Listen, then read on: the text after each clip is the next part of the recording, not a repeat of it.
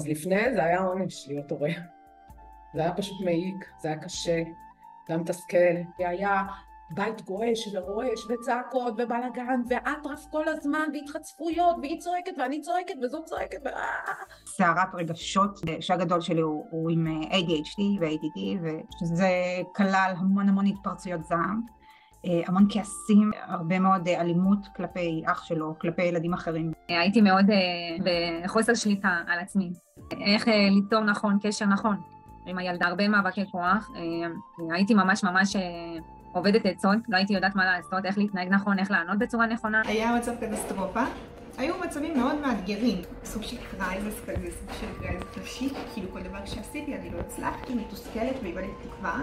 מלא התפרצויות זעם, אתה זורק הרבה דברים, יש לי תאומות קטנות אז אוי, זורק עליהם דברים. יש לנו בעיה של ריבים כל בוקר, וללכת לגן זה הדבר הכי נורא שיש בעולם. הייתי בלתי נראית, כי הייתי מחנכת רק שהיה קורה משהו לא אסור, זה צעקות. ועכשיו אני מרגישה כמו המבוגר האחראי, ואני הרבה יותר קרובה אליהם, ויותר נעים בבית, יותר רגוע, לא צריך להתלבט.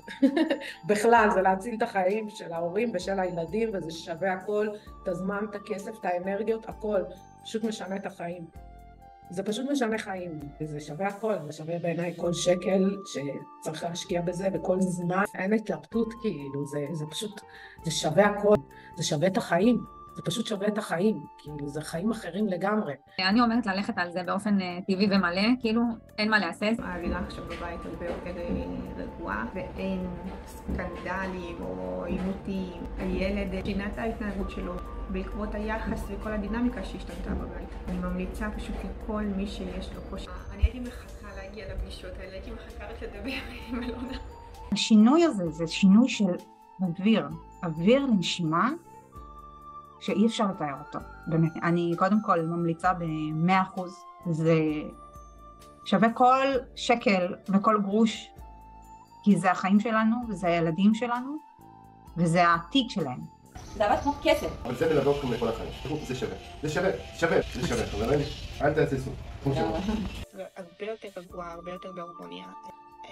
אין תסכולים, אין הרבה כעס. זה כמו אור כזה שממלא בן אדם שמצליח לשנות לאנשים את החיים. להפוך אותם 180 מעלות. את באמת יש לך שליחות, כל אחד חייב, וכל אחד צריך.